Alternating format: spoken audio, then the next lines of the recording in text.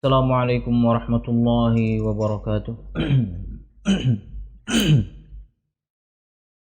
Innal hamdalillah nahmaduhu wa nasta'inuhu wa nastaghfiruh wa na'udzu billahi min shururi anfusina wa min sayyiati a'malina. May yahdihillahu fala mudilla lahu wa may yudlil fala hadiya lahu.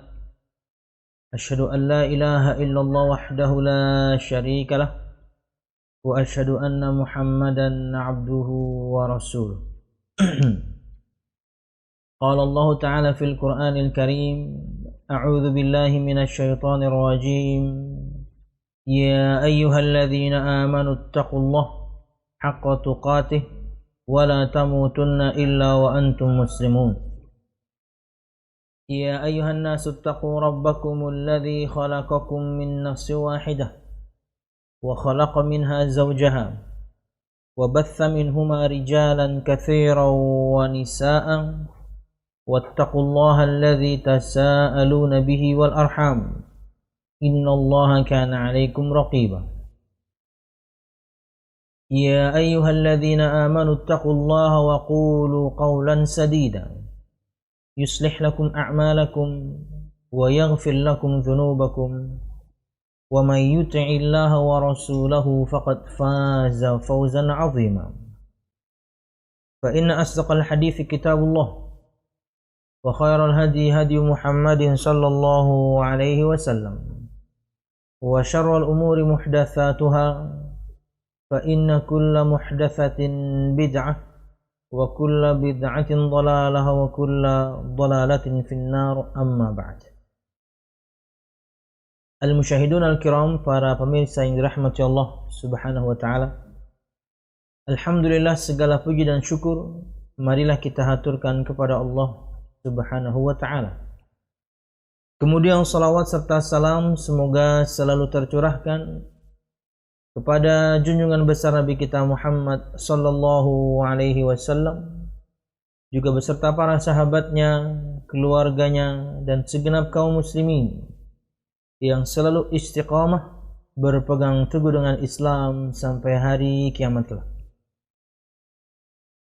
Al-musyahidun al-kiram, para pemirsa yang dirahmati Allah subhanahu wa ta'ala, melanjutkan pembahasan kita pada kitab Syarah Al-Qawaid Al-Arba' karangan Syekh Saleh Fauzan Abdullah Al-Fauzan hafizahullah ta'ala, dan masih pada muqaddimah, masih kita katakan muqaddimah, yaitu perkataan beliau pengarang, yaitu Syekh Muhammad bin Abdul Wahhab. Kata beliau rahimahullah ta'ala: fa idza arafta anna Allah khalaqaka li ibadatihi fa'lam anna al-ibadata la tusamma ibadah illa ma'at tauhid, kama anna as-salata la tusamma salatan illa ma'at taharah.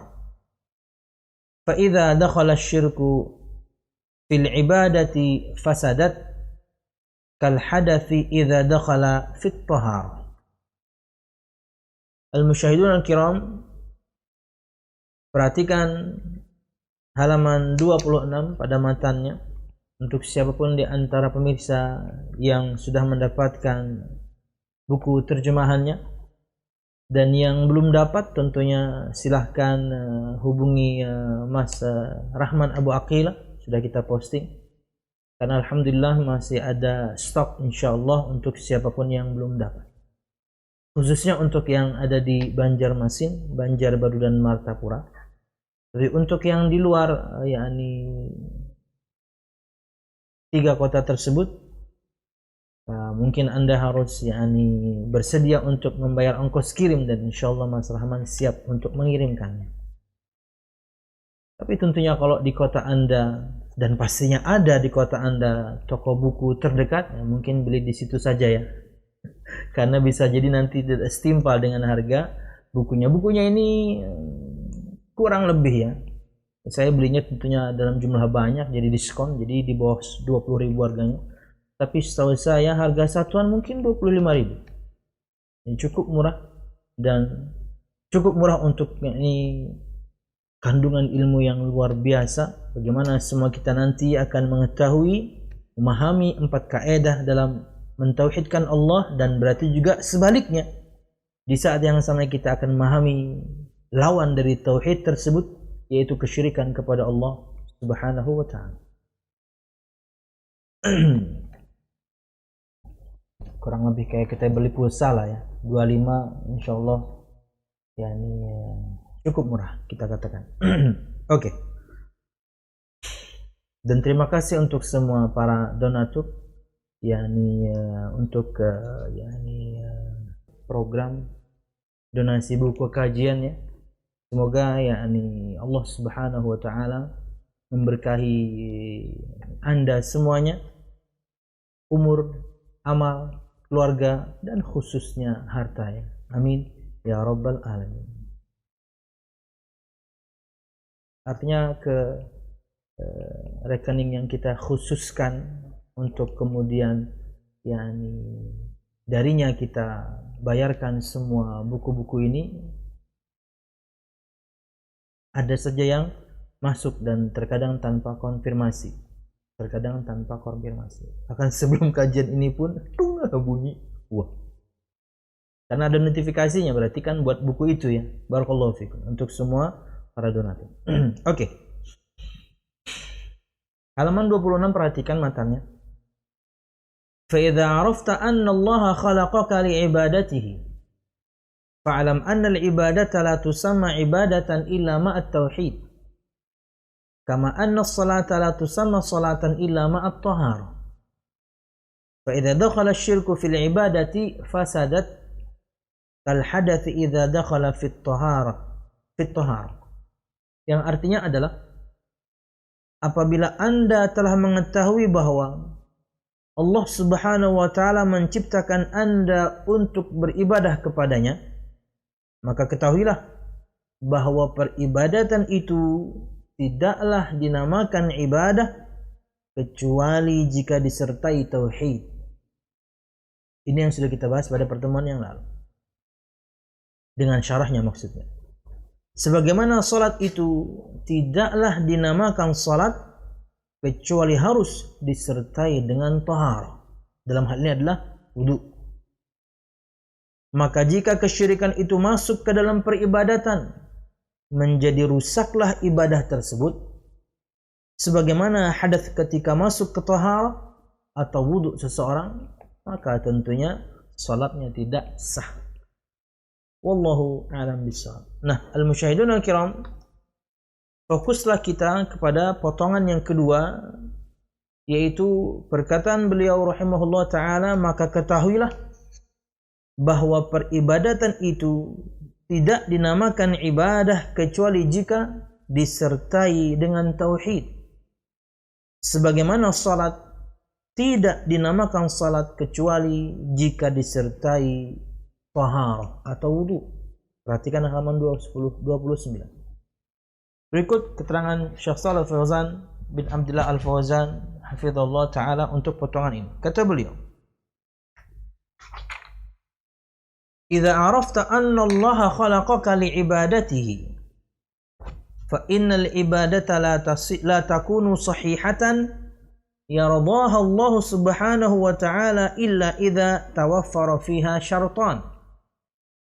Idza ikhtalla syartun min asy-syartaini batalat." Syekh Shalih Fauzan hafizallahu taala, dan jika kamu telah mengetahui bahwa Allah Subhanahu wa taala menciptakanmu untuk beribadah kepadanya, maka sesungguhnya ibadah tersebut tidak menjadi sah diridhai Allah Subhanahu wa taala kecuali jika terpenuhi padanya 2 persyaratan. Apabila kurang satu syarat di antara keduanya, artinya jika kurang satu di antara 2 syarat tersebut, batalat, maka ibadahnya batal. Asy-syaratul awwal, kata Syekh, persyaratan yang pertama agar kemudian ibadah kita diterima oleh Allah Subhanahu wa taala. An takuna khalisatan liwajhillah, laisa fiha syirkun. Fa in khalataha syirkun batalat. Mithlu at-taharati idza khalataha hadathun batalat. Kadzalika idza 'abadta Allah Subhanahu wa ta'ala thumma asyrakta bihi batalat ibadatuka. Hadza asy-syartul awwal. Kata Syekh tadi di awal, jika engkau mengetahui bahwasanya Allah Subhanahu wa taala menciptakanmu untuk beribadah kepadanya, maka sesungguhnya ibadah tersebut tidak sah diridhoi Allah Subhanahu wa taala kecuali jika memenuhi dua persyaratan. Jika salah satunya tidak ada, tidak sah ibadah tersebut. Syarat yang pertama, an takuna khalisatan liwajhillah. Hendaknya ibadah tersebut ikhlas, hanya mengharapkan wajah Allah Subhanahu wa taala. Laisa fiha syirkun, tidak ada kesyirikan di dalamnya. Menyamakan selain Allah dengan Allah dalam perkara-perkara yang itu adalah keistimewaan Allah Subhanahu wa taala. Itulah definisi singkat untuk syirik. Jadi siapapun di antara kita kemudian na'udzubillah berbuat syirik kepada Allah Subhanahu wa taala, maka tidak memenuhi persyaratan dia untuk atau agar amal tersebut diterima Allah Subhanahu wa taala karena syirik. Amal itu harus ikhlas. Dipersembahkan hanya kepada Allah Subhanahu wa taala, ikhlas. Mengharapkan pahala dari Allah Subhanahu wa taala, ikhlas. Mengharapkan wajah Allah Subhanahu wa taala. Fa in khalataha syirkun batalat. Apabila ibadah tersebut dicampuri oleh kesyirikan, batal ibadah itu. Mithlu at-taharah idza khalataha hadathun batalat. Sama seperti taharah, bersuci. Jika ia dicampuri dengan hadath,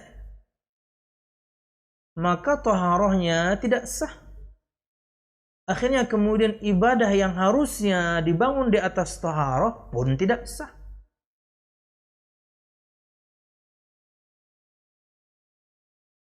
Kadzalika idza 'abadta Allah. Demikian pula jika engkau menyembah Allah Subhanahu wa taala, thumma asyrakta bihi batalat ibadatuka. Demikian juga jika engkau menyembah Allah Subhanahu wa taala kemudian engkau berbuat syirik kepada Allah, menyembah Allah tapi syirik. Berdoa dan memohon kepada Allah tapi kemudian juga berdoa dan memohon kepada yang lain di antara makhluknya, minta pertolongan kepada para makhluknya, pertolongan yang hanya Allah yang bisa memberikan pertolongan tersebut. Supaya kita tidak salah paham, berarti tidak boleh dong minta tolong sama makhluk. Boleh, jika makhluk tersebut memenuhi persyaratannya. Satu, dia hidup. Dua, dia mampu memberikan yakni pertolongan yang kita minta. Tapi kalau kemudian yang kita minta kepadanya pertolongan orangnya sudah meninggal, ya nggak bakal bisa bantu. Dua, ketika dia masih hidup, tapi kemudian permintaan pertolongan yang kita lakukan dia nggak mampu, ya nggak bisa juga. Jadi kalau dia hidup dan dia mampu untuk memberikan pertolongan, ya boleh kita minta tolong. Tapi kalau salah satunya tidak ada, ya nggak bisa. Anda minta tolong kepada seseorang, dia udah meninggal. Dia lebih butuh untuk dia tolong. Atau dia hidup, tapi yang Anda minta, dia tidak mampu beri. Wahai Syekh, ya ada apa? Saya ingin minta tolong. Oh, saya akan tolong semampu saya, insya Allah. Alhamdulillah saya masih hidup ini. Apa permintaannya? Ampuni dosa saya. Nggak bisa dia. Yang mengampuni itu Allah Subhanahu wa taala. Jadi jangan salah paham. meminta pertolongan kepada sesama makhluk ya boleh, asal memang dia memenuhi persyaratan, dia hidup dan kedua dia mampu. Kalau dia sudah meninggal ya nggak mampu, kalau dia hidup tapi nggak mampu ya nggak mampu. Wallahu a'lam bishawab. Kata Syekh, kadzalika idza abadta Allah, demikian juga jika engkau menyembah Allah Subhanahu wa taala, thumma asyrakta bihi, kemudian engkau berbuat syirik kepada Allah. Contoh tadi di antara adalah berdoa kepada selain Allah Subhanahu wa taala, batalat ibadatuk, maka ibadahmu batal. Bukan lagi ibadahnya batal, pelakunya bisa keluar dari Islam kalau syiriknya syirik besar dan telah ditegakkan hujjah padanya. Bukan cuma ibadahnya batal, orangnya batal dari Islam jika telah ditegakkan hujjah dan jika syiriknya syirik yang besar. Bahaya ini. Makanya ini yang selalu digaungkan oleh banyak para dai agar semua kita selamat dari satu-satunya dosa yang tidak Allah ampuni kalau kita meninggal masih melakukannya. Enggak Allah ampuni. Di mana dosa-dosa yang lain Allah akan ampuni bagi orang-orang yang Allah Subhanahu wa taala kehendaki.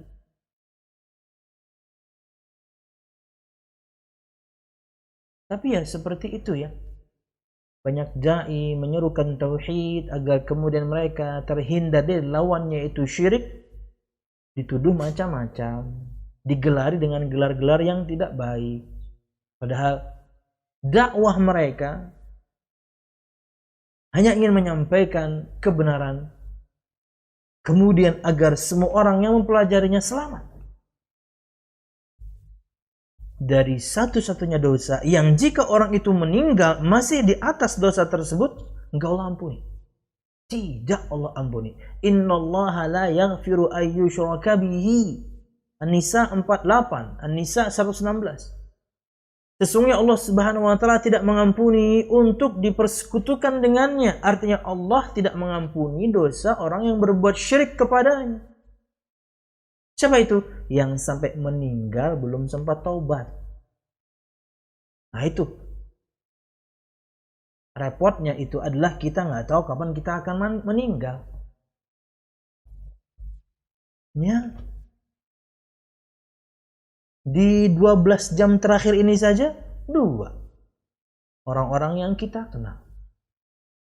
Semoga Allah merahmati mereka, mengampuni dosa-dosa mereka. Dan kemudian jejak yang mereka tinggalkan dalam kebaikan diterima Allah Subhanahu wa taala, ya.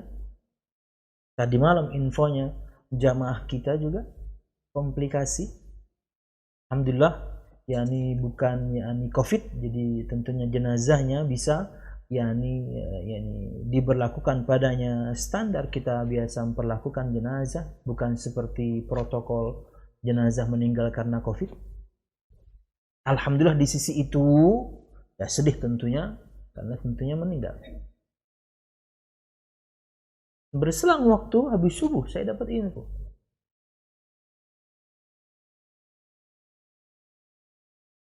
Kalau siapapun di antara Anda mengikuti Rifkon TV, itu dulu namanya dakwah sunnah.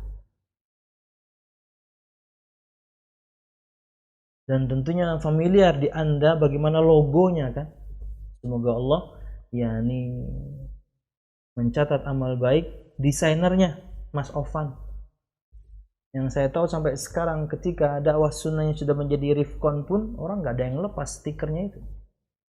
Nah, tahukah Anda yang nyetak, yang membuat cutting stikernya? Ya, teman ulu Muhammad Idris namanya. Kita biasa panggil Idris. Meninggal tadi pagi. Mungkin dari malam, saya dapat infonya dari pagi aja sih. Karena penyakit asma. Ya, semoga ini semua stiker yang pernah dia buat dari zaman dakwah sunnah sampai Rifkon TV, sampai bulan lalu kita masih nyetak Rifkon TV, dan tersebar tentunya di banyak mobil, sepeda motor, helm, semua Anda yang menggunakannya. menjadi amal baik dia. Walaupun tentunya kita bayar. Tapi dia sendiri mengatakan betapa bangganya dia kesana kemari, dia lihat stiker itu. Ini saya yang bikin, ini saya yang bikin. Meninggal.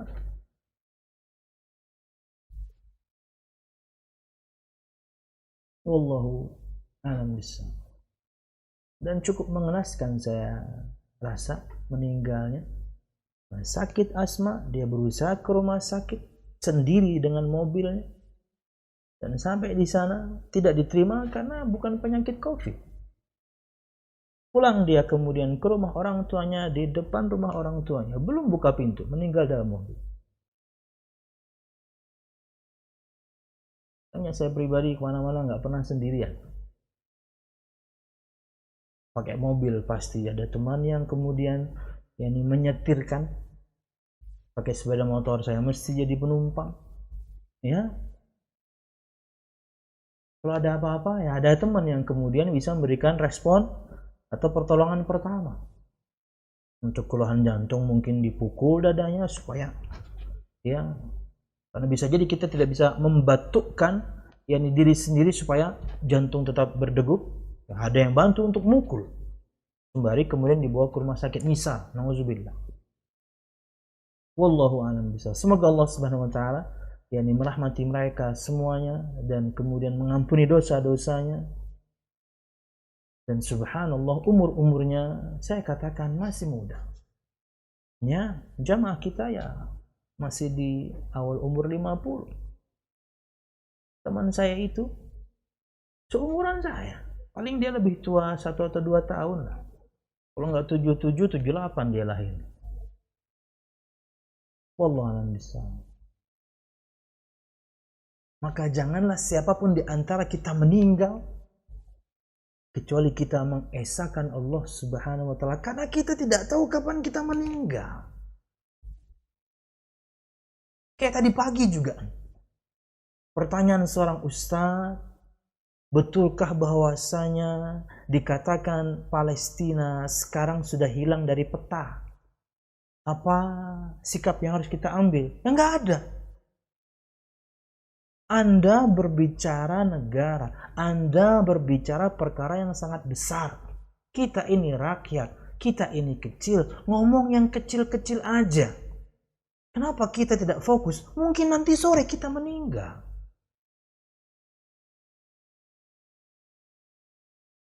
Kita bukan berarti tidak ngapa-ngapain kan? Setiap kali umroh misalnya, dan alhamdulillah umrohnya plus Palestina, kan ulun pasti galang dana. Itu yang bisa kita lakukan untuk membantu mereka. Bisa 100 juta lebih saya bawa cash. Tentunya dalam bentuk dolar ya, kecil. Itu yang bisa kita lakukan. Sisanya banyak berdoa, mereka tertindas bertahun-tahun. Semoga Allah Subhanahu wa taala berikan kesabaran kepada mereka. Semoga Allah Subhanahu wa taala hancurkan orang-orang yang zalim. Itu saja, kita orang kecil. Ngomongnya jangan ketinggian, jangan terlalu besar. Fokus. Bukan berarti kita nggak peduli, enggak. Kita fokus pada diri kita karena mungkin nanti siang, nanti sore, nanti malam kita meninggal. Sudahkah kita mengesahkan Allah? Sudahkah kita tidak berbuat syirik kepada Allah? Sanya kita bisa kok berbuat, tapi ya yang semampu kita lakukan. Membantu mereka, menggalang donasi, membantu mereka, mendoakan mereka, bahkan mungkin di beberapa momen dengan kunut nazilah misalnya, iya, fokus. Karena siapapun di antara kita tidak tahu kapan dia akan wafat, maka janganlah Anda meninggal kecuali dalam keadaan mengesahkan Allah Subhanahu wa taala, bertauhid. Asy-syarut tsani, syarat yang kedua, al-mutaba'atu lir-rasul sallallahu alaihi wasallam, mengikuti Rasulullah sallallahu alaihi wasallam, mengikuti tuntunan. Inilah 2 syarat amal itu diterima. Kita tahu bahwasanya Allah ciptakan kita untuk ibadah. Kita tahu bahwasanya ibadah tidak akan sah hingga Allah ridhai sampai terpenuhi padanya 2 syarat. 1, ikhlas karena Allah. 2, al-mutaba'ah, sesuai tuntunan, mengikuti Rasulullah sallallahu alaihi wasallam. Dalam sebab ibadahnya, jenisnya, jumlahnya, caranya, waktunya, tempatnya.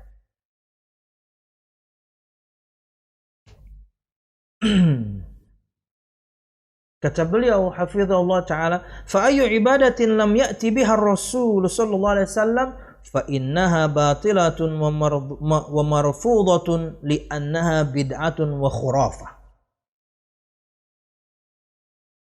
Maka ibadah apapun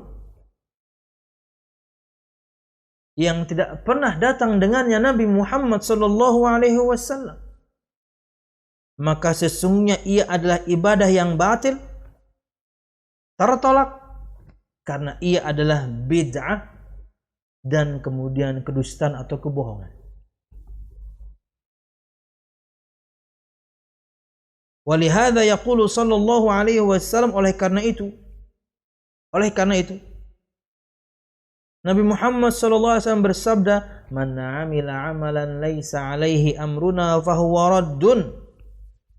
Barang siapa yang mengamalkan satu amalan yang bukan darinya, bukan dari ajaran Nabi Muhammad sallallahu alaihi wasallam, fahuwa raddun ay mardudun, maka ia adalah penolakan. Artinya maka ia tertolak, dikembalikan kepada pelakunya. Sudah banyak tenaga keluar, sudah banyak uang keluar, sudah banyak waktu tersita untuk sebuah amal ibadah, tapi Nabi Muhammad tidak pernah ajarkan, tidak mengikuti Nabi Muhammad SAW. Tertolak, rugi. Ya. Wa fi riwayah, dan di dalam riwayat yang lain, man ahdatha fi amrina hadza ma laysa minhu fahuwa radd. Barang siapa yang mengada-ada dalam perkara apa? Fi amrina, dalam agama kami. Maksudnya dalam urusan agama. Jadi jangan lagi kemudian tablet bid'ah, lampu bid'ah, kamera bid'ah, handphone bid'ah, laptop bid'ah. Oh no, itu perkara duniawi. Yang kita bahas fi amrina, dalam urusan agama. Jangan lagi kemudian ada yang mengatakan, kalau gitu nggak usah dakwah pakai medsos, bid'ah zaman Rasul nggak ada. Nah ini bodoh. Nabi Muhammad sudah kerucutkan maknanya.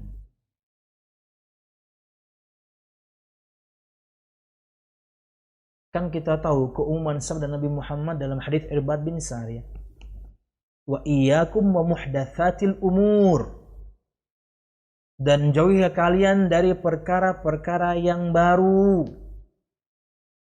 Fa inna kulla muhdatsatin bid'ah, karena sesungguhnya segala sesuatu yang baru itu adalah bid'ah. Wa kulla bid'atin dhalalah, dan setiap bid'ah adalah sesat. Wa kulla dhalalatin finnar, dan setiap kesesatan tempatnya di neraka. Lalu Anda generalkan semua perkara yang baru ini, padahal dia urusan dunia. Loh, dari mana Anda mengatakan itu yang dimaksudkan adalah perkara yang baru urusan agama? Inilah yang menerangkannya. Kata Nabi Muhammad SAW, barang siapa ada perkara yang baru dalam urusan agama. Karena kata Nabi Muhammad SAW, atqakum billahi ana, a'lamukum billahi ana. Orang paling bertakwa di antara kalian saya. Orang paling mengenal Allah di antara kalian saya. Kalau soal agama saya paling paham.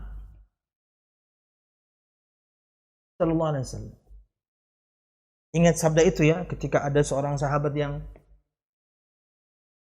begitu tahu bagaimana ibadah Nabi Muhammad SAW di rumah, ada yang mengatakan, saya ingin puasa, enggak berbuka, saya ingin salat malam, enggak tidur, saya enggak mau nikah. Sampai berita itu pada Nabi Muhammad SAW. Siapa yang mengatakan hal yang demikian dan demikian?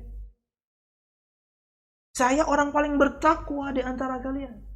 Tapi saya tidur, saya salat malam, saya tidur. Saya puasa, saya berbuka, dan saya menikah. Dan saya paling bertakwa. Siapa Anda memangnya? Jadi urusan agama, Nabi Muhammad paling paham. Dan kurang lebih 3 bulan sebelum Nabi Muhammad SAW meninggal, ya ini sudah sempurna. Al-Musyahidun al-Kiram, para pemirsa. Nabi Muhammad bertanya kepada mereka semuanya di Haji Wada kali itu. Ya kurang lebih 3 bulanan lah. Nabi Muhammad meninggal di Rabiul Awal. Itu haji terakhir, Dzul Hijjah. Ya kurang lebih kan 3 bulan ya. Kata Nabi Muhammad SAW, ala hal ballaghtu? Bukankah aku sudah menyampaikan semuanya? Semua menjawab iya. Dan Nabi Muhammad menunjuk, mengangkat telunjuknya dan menunjuk ke arah langit dan kemudian ke arah kaum muslimin. Allahumma syhad, ya Allah, saksikan. Semua mereka sudah bersaksi, saya sudah sampaikan semuanya. Nggak ada yang terlewat. Sempurna sudah Islam ini, Anda nggak perlu bikin-bikin. Semua kita tidak perlu berkreasi pada agama ini, dan yang sudah ada ini tidak perlu dimodifikasi, nggak perlu. Cukupkan dengan yang ada, itu pun sudah sangat banyak dan tentunya tidak bisa kita lakukan semuanya. Sudah sangat banyak dan berat, kita katakan berat. Tapi bukan mustahil untuk dipikul ya. Ya, semua kewajiban itu. Sudahkah kita memaksimalkannya? Belum. Apalagi kemudian ditambah dengan semua sunnah itu. Belum. Dan perintah dalam kewajiban-kewajiban itu jelas.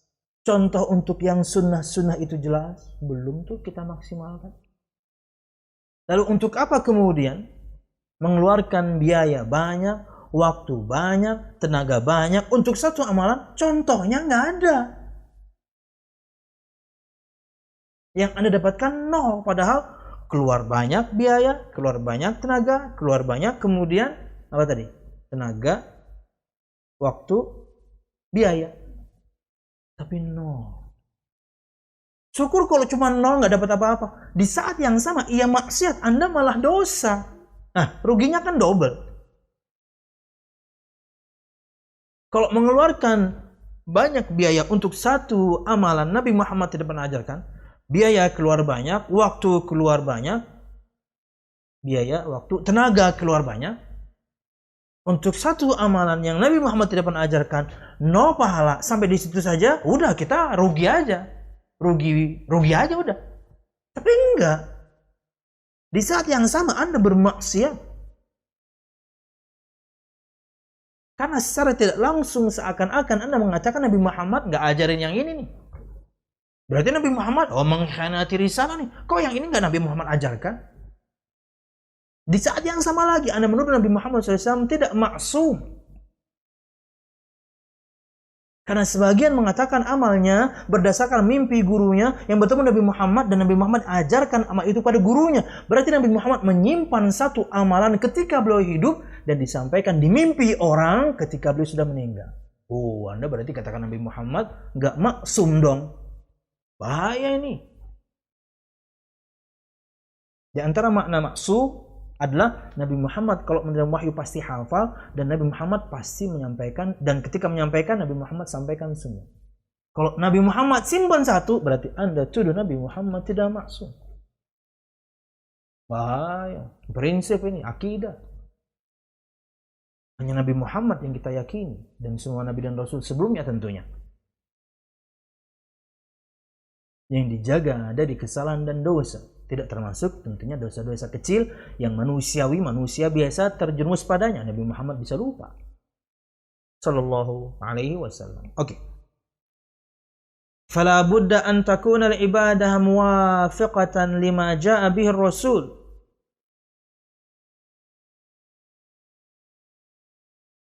La bil istihsanatin nas wa niyatihim wa maqasidihim madama annaha lam yadulla 'alaiha dalilun min asy-syar'i fa hiya bid'atun wa la tanfa' sahibuha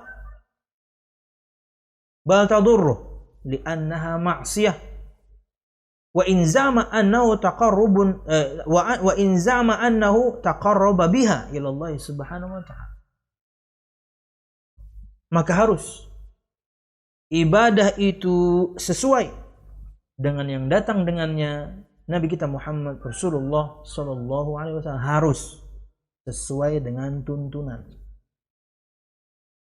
bukan dengan yang dianggap baik oleh manusia, bukan dengan yang diniatkan dan dimaksudkan manusia. Yang penting niatnya baik, Allah pasti terima. Bukan kayak gitu ibadah. Masa perkara baik Allah nggak terima? Bukan kayak gitu kaidah ibadah. Niat baik itu kan, anggapan baik itu kan versi Anda, versi kita sebagai manusia. Padahal ketika itu berkaitan dengan syariat, standarnya baik menurut syariat atau enggak. Bukan kemudian menurut kita. Ulun sering sekali mencontohkan ini dengan permisalan tukang jahit. Saya pesan, atau tukang jahit, atau yakni pedagang furnitur. Pak, saya pesan meja, Pak ya. Saya pesannya meja dan kursi kayu jati. Kayu jati yang tua, Pak. Nggak apa-apa mahal, tapi yang tua, Pak. Nah, berkaitan dengan ukiran, Pak. Saya pengen ukiran-ukiran yang di Jepara tapi yang jadul-jadul. Wah, yang meliuk-liuk di pojok-pojok mejanya, Pak, di yakni hand gripnya. Oke, Pak ya. Sip. Kemudian bagi si pedagang furnitur, yang saya inginkan itu ya jadul tadi. Dia orang yang modern. Terlepas dari misalnya kayu yang tuanya nggak ada, dia pakai kemudian kayu jati yang baru, yang masih muda, dalam artian masih muda, nggak sekuat yang tua tentunya, muda, tapi kemudian dipelitur sedemikian rupa biar kelihatan lebih tua. Tapi ukirannya itu loh, dia pakai ukiran yang modern misalnya, lebih ke persegi, lebih kepada perkara-perkara yang persegi gitu ya, bukan yang bulat-bulat meliuk-liuk, bukan. Begitu, bagi dia itu bagus, bagi dia itu baik, itulah yang lagi tren sekarang. Begitu jadi, kira-kira saya bayar nggak? Nggak saya bayar dong, kenapa? Nggak sesuai pesanan. Sudahlah kayunya misalnya nggak tua seperti request saya, tapi oke, kita terbuka. Mungkin untuk kasus kayu sekarang yang tua mungkin susah. Oke, pakai kayu jati yang muda. Ukirannya ini loh, saya kan pengennya yang bulat-bulat meliuk-liuk. Ini kenapa kotak-kotak persegi-persegi? Saya nggak mau bayar. Kenapa? Nggak sesuai pesanan. Contoh mudahnya, Anda kira kemudian Anda ketika berkreasi pada agama ini kemudian Allah terima? Sebaik apapun amal itu menurut Anda. No. Timbangannya itu adalah Nabi Muhammad SAW. Disebutkan di banyak kitab oleh para ulama zaman dahulu. Di antaranya Imam Ibnu Qayyim. Nabi Muhammad itu timbangan amalan. Itulah kenapa penting sekali belajar sirah Nabi. Karena belajar sirah Nabi Muhammad SAW, Anda belajar akidah di sana, ibadah di sana, akhlak dan adab di sana. Nah, Nabi Muhammad itu timbangan amal. Itulah kenapa pentingnya juga belajar sirah. Anda tahu Nabi Muhammad seutuhnya. Jadi kata Syekh, maka harus ibadah itu sesuai dengan yang datang dengannya Nabi Muhammad. Bukan dengan anggapan baik manusia, bukan dengan niat baik manusia. Madama annaha lam yadull alaihi dalilun minasyar' fahiya bid'ah. Selama tidak ada dalil yang melandasi amalan tersebut berdasarkan syariat Islam, entah itu firman atau sabda Nabi Muhammad, maka ia bid'ah. La tanfa' sahibuha bal tadurruh, tidak bermanfaat untuk pelakunya, padahal sudah keluar biaya banyak, sudah keluar tenaga banyak, sudah keluar apalagi biaya, tenaga, waktu. Ya dong, acara-acara tersebut bisa setengah malam. Dananya nggak sedikit. Tenaga, waduh. Banyak sekali harus kemudian mengeluarkan energi.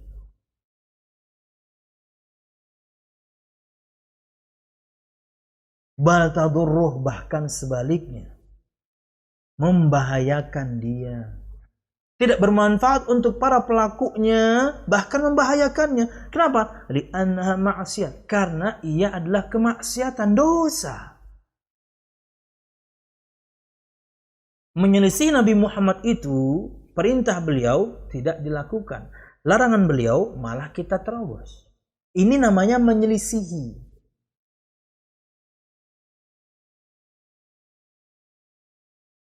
Level yang lebih tinggi di antara makna menyelisihi, dua nih di atasnya. Dua di atasnya. Mendustakan atau bikin-bikin. Ini kayak tadi pagi aja nih. Tadi pagi juga nih. Pertanyaan dari sebagian ikhwah atau dari seorang ikhwah. Bagaimana jika seorang ragu akan salah satu sabda Nabi Muhammad? Oh, bahaya. Bahaya. Karena hakikatnya bukan berarti Anda ragu dengan satu sabda, Anda ragu dengan Nabi Muhammad.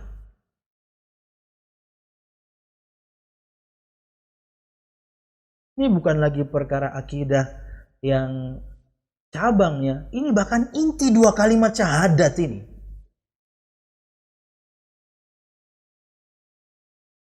Di antara makna asyhadu anna Muhammadar Rasulullah, saya bersaksi bahwasanya Muhammad adalah Rasulullah, di antara konsekuensinya banyak konsekuensi. Nomor satunya, mempercayai semua yang beliau sabdakan, masuk akal atau tidak. Tidak boleh ragu selama sabdanya sahih atau minimal hasan. Itu prinsip nomor satu. Itu konsekuensi nomor satu. Saya atau semua kita mengatakan asyhadu anna Muhammadar Rasulullah, percaya sama beliau. Semua sabda beliau. Apalagi hadisnya sahih. Selama hadisnya sahih atau minimal levelnya hasan. Mau masuk akal kek, tidak kek. Tentang masa sekarang, masa lalu, tentang akhir zaman, Nabi Muhammad yang ngomong, sami'na wa ata'na. Anda ragu dengan salah satunya, Anda ragu dengan Nabi Muhammad. Anda berarti mendustakan Nabi Muhammadnya, Anda mendustakan semua Rasul berarti. Karena mendustakan semua Rasul, mendustakan semuanya. Parah.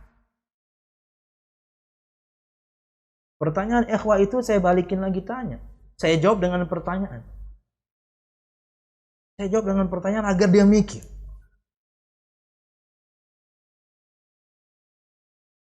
Bahaya al-musyahidun al-kiram. Wallahu a'lam bishawab. Lanjut. Wa in za'ama annahu taqarraba biha ila Allah, walaupun dia mengaku bahwasanya dia melakukan itu untuk mendekatkan diri kepada Allah, tapi kalau tidak ada dalil yang syar'i yang menunjukkan itu adalah tuntunan Nabi Muhammad SAW, beda. Tidak bermanfaat untuk pelakunya, bahkan sebaliknya berbahaya untuk pelakunya karena ia maksiat. Walaupun yang melakukan mengatakan saya melakukan ini untuk mendekatkan diri kepada Allah. Enggak, Anda ingin cari untung tapi Anda malah buntung. Wallahu a'lam bishawab. Fala budda fil ibadati min hadzaini asy-syartain al-ikhlas wal mutaba'ah lirrasul sallallahu alaihi wasallam hatta takuna ibadatan sahihatan nafi'atan li sahibiha, fa in dakhalaha syirkun batalat wa in sarat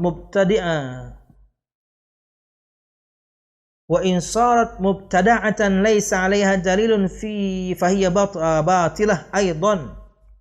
Biduni bihadaini syartain la faidata min al-ibadah li'annaha ala ghairi ma syara Allah subhanahu wa ta'ala. wallahu la yaqbalu illa ma syara'a fi kitabih aw ala lisani rasulih Muhammad sallallahu alaihi wasallam. Maka ibadah itu harus memenuhi dua persyaratan ini. Yang pertama ikhlas, mengharap wajah Allah. Yang kedua mengikuti tuntunan Rasulullah sallallahu alaihi wasallam. Hingga kemudian ibadah tersebut menjadi sah, bermanfaat untuk pelakunya. Maka jika ibadah tersebut dimasuki kesyirikan, tidak ikhlas, batal. Dan jika ibadah tersebut diada-adakan dalam urusan agama, bid'ah, tidak ada dalil, batal juga. Maka tanpa dua syarat ini tidak ada faedahnya dari ibadah tersebut. Jika tidak ikhlas, jika tidak ittiba. Karena sesungguhnya ia menunjukkan berarti selain dari syariat Allah Subhanahu wa taala. Kalau ia kemudian perbuatan bid'ah. Wallahu la yaqbalu illa ma syara'a fi kitabih, dan Allah tidak menerima kecuali apa-apa yang Allah syariatkan dalam kitabnya, au ala lisani rasulih Muhammad sallallahu alaihi wasallam, atau yang Allah syariatkan berdasarkan atau melalui lisan nabinya Muhammad sallallahu alaihi wasallam, al-hadis. Wallahu a'lam bissawab. Kemudian bagian yang terakhir,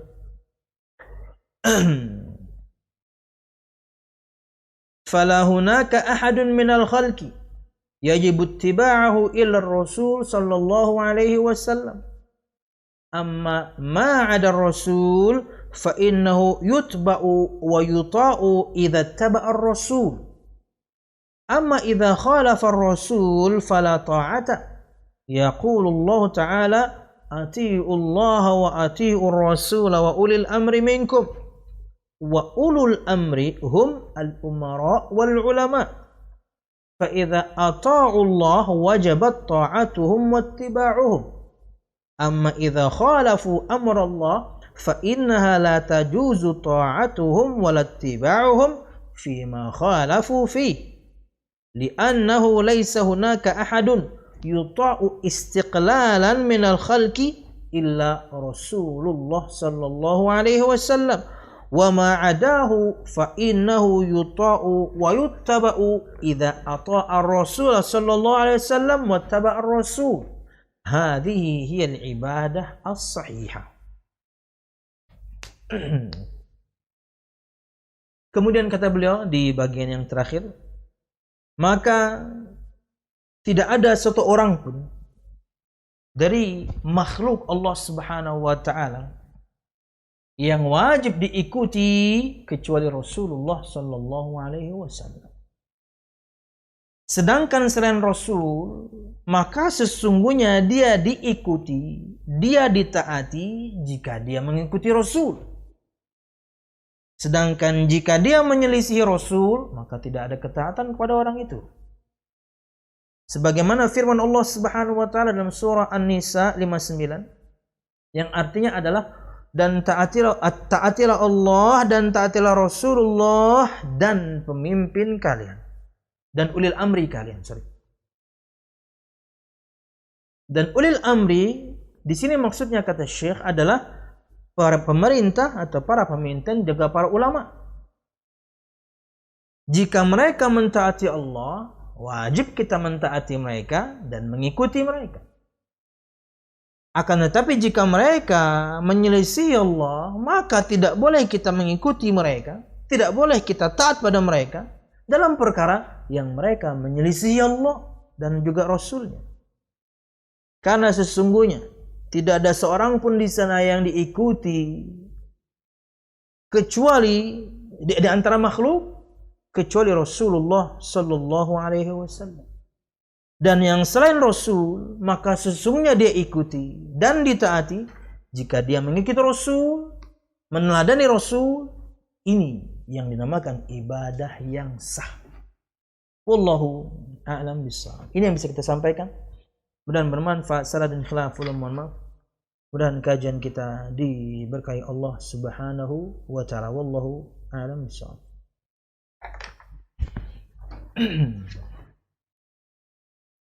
Assalamualaikum. Waalaikumsalam. Saya mau bertanya, apakah boleh kita meminjamkan ijazah kita untuk persyaratan sebagai salah satu personil membuat perusahaan tanpa kita terlibat dalam pekerjaan di perusahaan tersebut?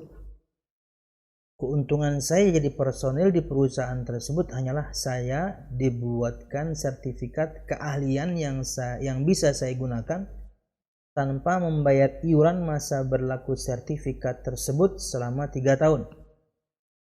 Apakah ini syubhat atau sudah haram bagi saya dan pemilik perusahaan? Ini soal muamalah, maka alihkan pertanyaan Anda kepada ahlinya saja, Ustaz Muhammad Hasbi Ridhani atau Ustaz Ami Nur Ba'ith atau Ustaz Irwandi. Nanti kita akan berikan nomor mereka karena saya sudah izin kepada mereka untuk memberikan nomor mereka ke semua para penanya yang berkaitan dengan muamalah. Barakallahu fikum. Tapi dari kita tetap dapat hadiah. Mantap. Assalamualaikum Ustaz. Waalaikumsalam. Bagaimana menanggapi seseorang yang jika dinasihati tentang ketidakbolehannya riba, lalu mengatakan bahwa Allah Subhanahu wa Ta'ala Maha tahu kemampuan kita dan tidak menghendaki kita sulit. Jadi malah beranggapan tidak mau meninggalkan riba, tidak mampu meninggalkan riba karena keterbatasan kemampuan manusia. Yang penting niatnya baik, bukan niat riba. Dan ini mungkin beranggapan akan dimaklumi Allah. Apakah amal seperti ini akan diterima? Tentunya yakni pendalilan yang salah ya.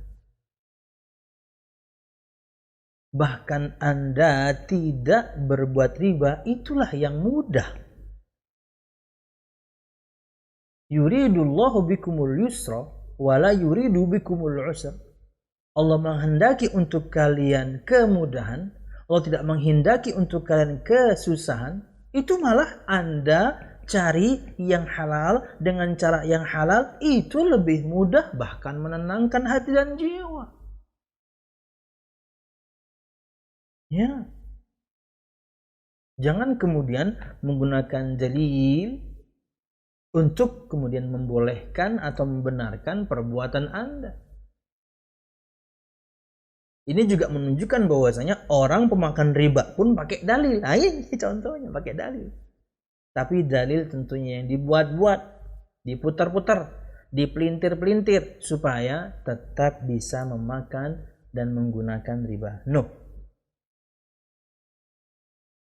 Saya ingat sekali ceramah Ustaz Ami Nur Ba'ith hafizallahu taala. Terkadang orang nyali, lalu solusinya apa? Lalu solusinya apa? Itu cuma ngomong riba, haram.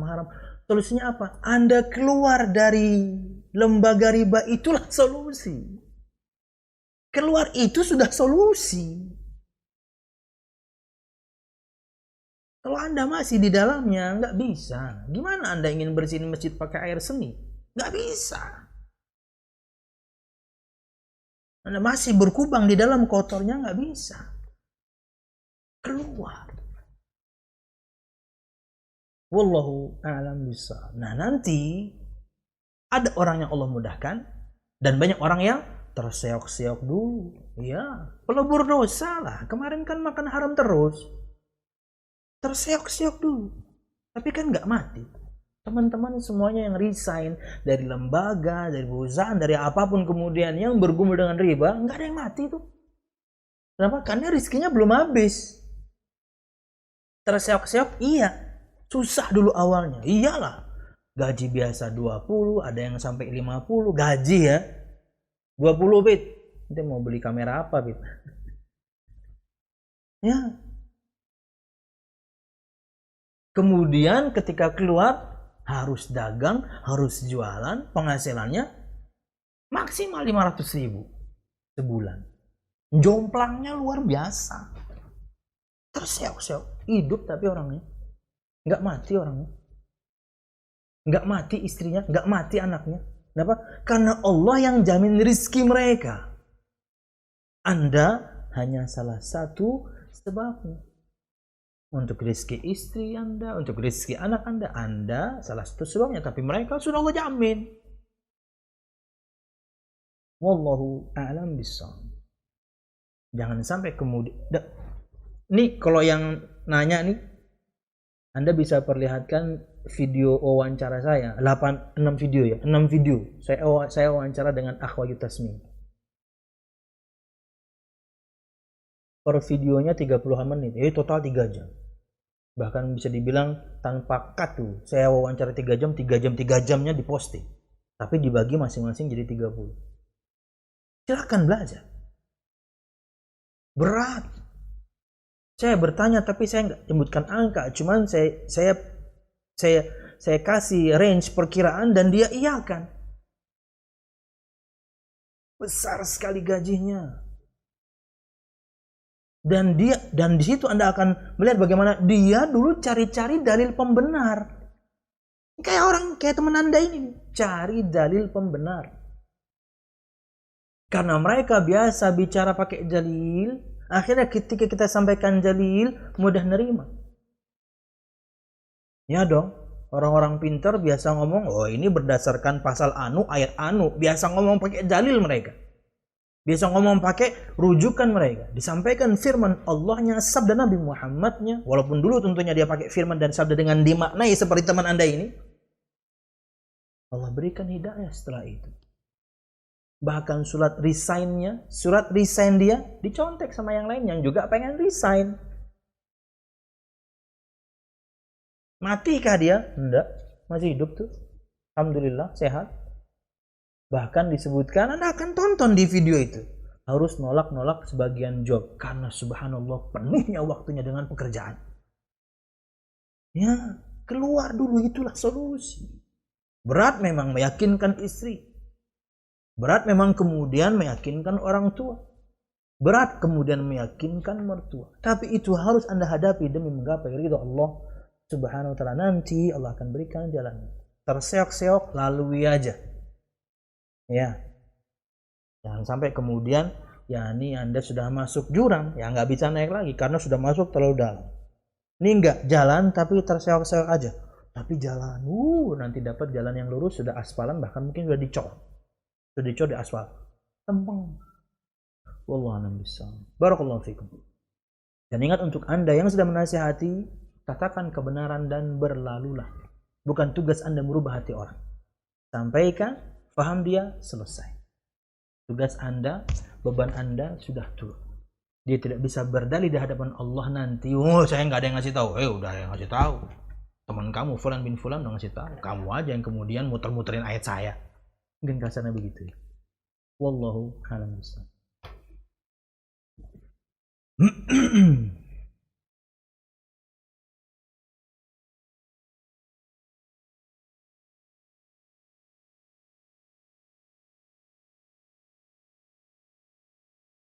Assalamualaikum Ustaz. Anak ikhwan umur 20. Di umur saat ini orang tua anak memberi kesempatan untuk kuliah di salah satu universitas yang sunnah di Surabaya. Siap? Namun Ustaz, anak sering sekali terjerumus dalam maksiat ketika sendiri. Siang hari anak sudah mencoba berpuasa, namun malam hari godaan itu sangat besar. Dan setelah bermaksiat anak selalu bertobat dan menyesali hal itu, namun beberapa hari kemudian kembali mengulanginya. Baiknya dalam hal ini anak harus mendahulukan yang mana Ustaz? Dan doakan saya agar bisa tetap istiqomah dan sembuh dari kecanduan tersebut. Siap.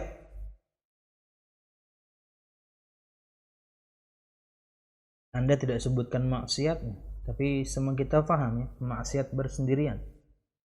Wallahu a'lam bishawab. Mungkin bisa jadi berkaitan dengan syahwat. Satu,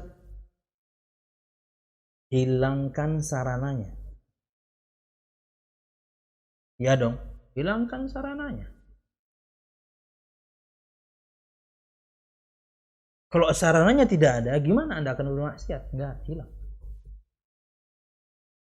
Tapi Ustadz tanpa sarana pun, akal anak kemudian bisa berhayal macam-macam. Nah, ini baru intinya. Merasalah selalu diawasi Allah Subhanahu wa ta'ala. Selalu merasa diawasi Allah Subhanahu wa ta'ala akan menjauhkan kita dari kemaksiatan. Di saat yang sama, yakinlah bahwasanya kematian itu sangat dekat. Jangan sampai kita meninggal dalam keadaan bermaksiat. Eksternal tambahan, mungkin baiknya Anda ngekos mungkin jangan yang sendirian. Hingga kemudian ada teman. Ketika Anda salah ada yang mengingatkan. Ketika Anda ingin bermaksiat bersendiri nggak bisa lawang ada teman. Ya, teman yang saleh. Jangan yang sepemahaman. Nanti maksiat sama-sama. Tukar-tukaran media bahkan nanti. Tidak, yang saleh. Terakhir, menikahlah. Kalau berkaitan dengan maksiatnya adalah maksiat syahwat, berkaitan dengan kemaluan, menikahlah. Ya. Katakan apa adanya pada orang tua. Hingga kemudian, karena melampiaskan hasrat seksual. Kalau memang betul ini yang Anda lakukan berkaitan dengan kemaksiatan bersendirian, melampiaskan hasrat seksual fitrah manusia, tapi dengan cara yang halal, menikah. Dan saya tahu sebagian di antara ikhwah yang juga kuliah di Jawa Timur, menikah mereka sejak awal. Atau di tahun pertama masuk tahun kedua menikah mereka, ya. Ada solusi sebenarnya. Tinggal kita kemudian harus berani mengambil jalan itu untuk ditapaki. Wallahu a'lam bishawab. Barakallahu fiikum. Terakhir, Ustaz, ada keluarga ulun yang menaruh bunga atau kembang di kuburan dan katanya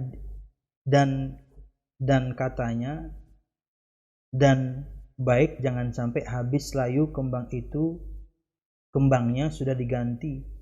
Mohon masukannya Ustaz, soalnya keluarga ulun pernah dilakukan Nabi Muhammad. Maksudnya apa nih? Maksudnya soalnya keluarga ulun pernah dilakukan Nabi Muhammad. Apa itu? Ini tips untuk semua teman-teman gitu ya. Ketika Anda ngetik satu pertanyaan, sebelum Anda send ke saya, entah ke WhatsApp, entah ke IG, ke DM IG, baca lagi. Kalau Anda mudah memahami, saya mudah memahami.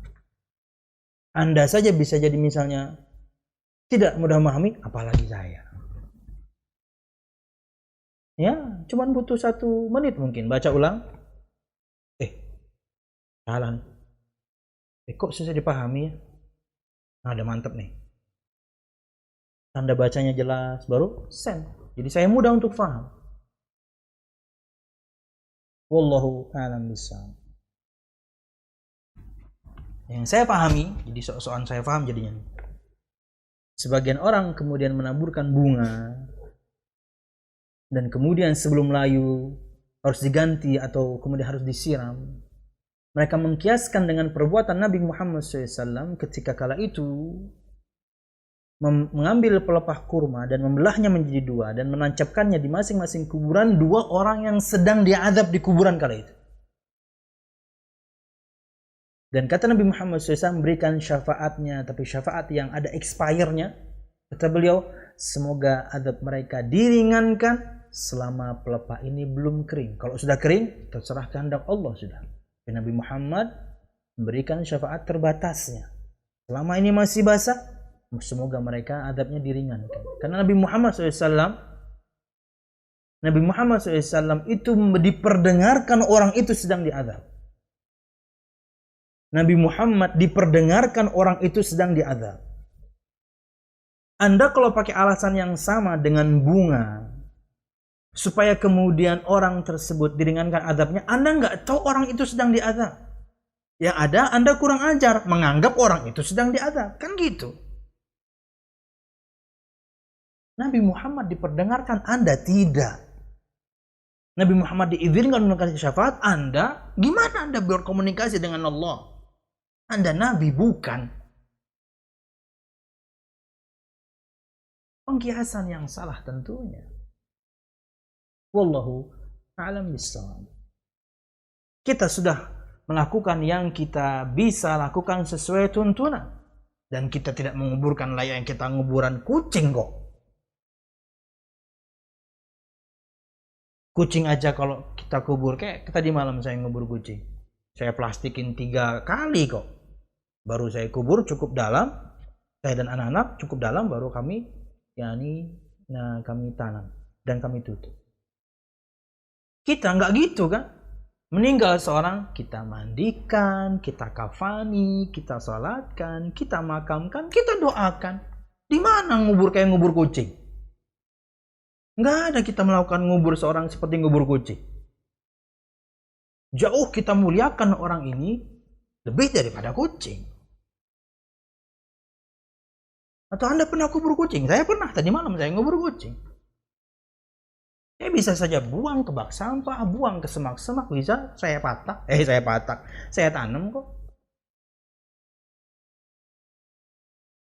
Manusia, oh jauh dong. Kita mandikan, kita kafani, kita sholatkan, kita antarkan ke kuburnya, kita kemudian kuburkan, dan kita doakan. Dari mana kayak ngubur kucing? Tapi itulah tuntunan, selesai. Doa, pulang.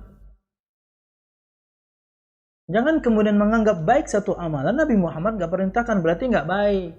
Karena kalau baik Nabi Muhammad pasti sudah ajarkan. Nah, kira nggak ada bunga di zaman Nabi Muhammad. Wallahu a'lam bishawab. Ini yang bisa kita sampaikan. Mudah bermanfaat, salah dan khilaf. Mohon maaf. Mudah kajian kita diberkahi Allah Subhanahu wa taala. Amin ya rabbal alamin. Subhanakallah bihamdika asyhadu an la ilaha illa anta astaghfiruka wa atubu ilaik. Wassalamualaikum warahmatullahi wabarakatuh.